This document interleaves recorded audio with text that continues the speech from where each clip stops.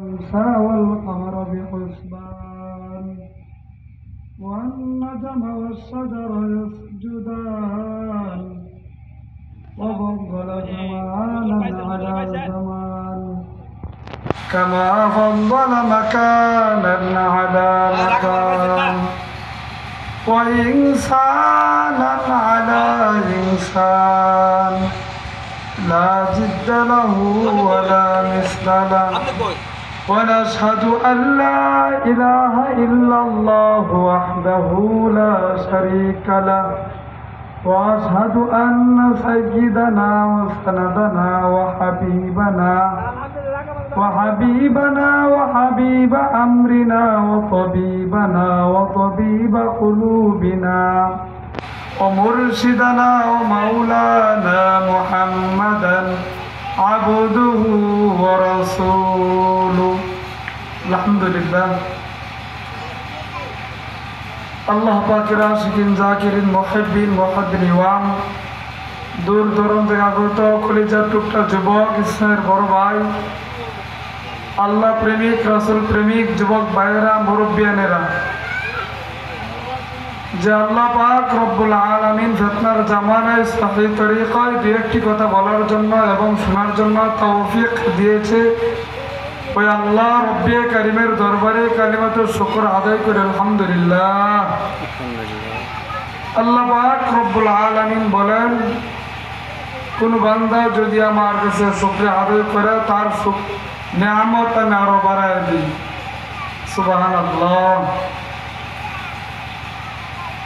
পশ্চিম নওপাড়া মোহাম্মদিয়া কওমিয়া মাদ্রাসার হাফেজ ছাত্রদের পাগড়ি প্রদান উপলক্ষে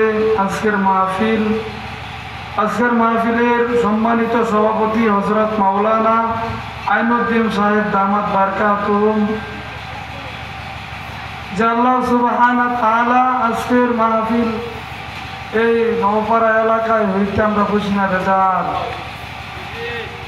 আল্লাহ পাক রব্বুল আলামিন বলেন, কোন বান্দা যদি মাহফিল জান্নাতি বাগান উলামায়ে মজলিসে যে ব্যক্তি বসিবে ওই ব্যক্তির বসার দ্বারা আমি সগীরা গুনাহগুলোর সাথে সাথে মাফ করে দেই।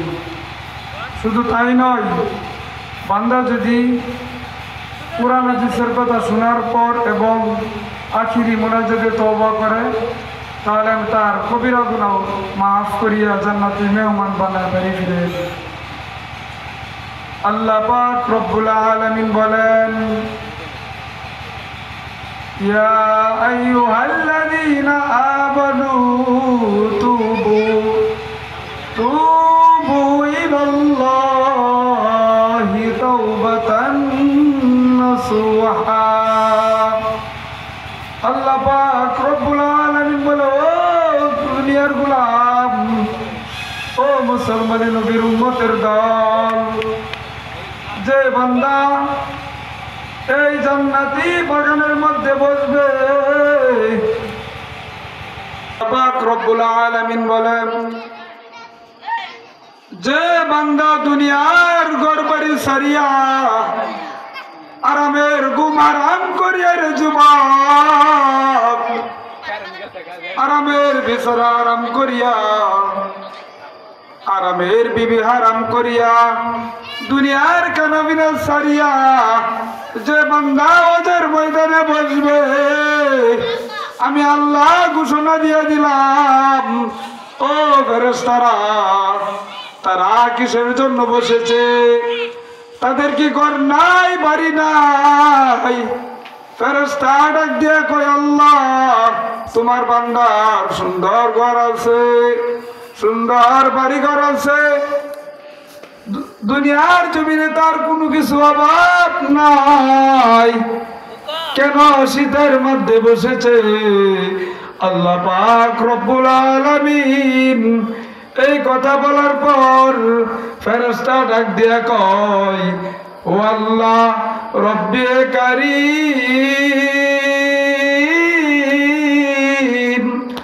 তোমার বান্দার ঘর আছে, বাড়ি আছে, তোমার বান্দা জান্নাতের আশায় বসেছে। ও মুসলমান নবীর আশিকের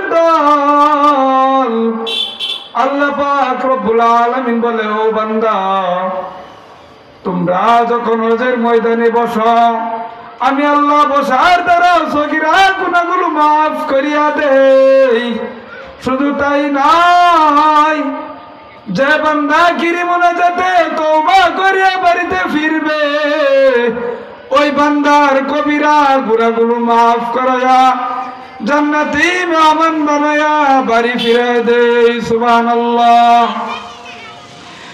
ও মুসলমান নবীর আশিকের দল, আল্লাহ পাক রব্বুল আলামিন বলেন, ফারিকুম ফিল জান্নাতি ওয়া ফারিকুম ফিস সাঈর।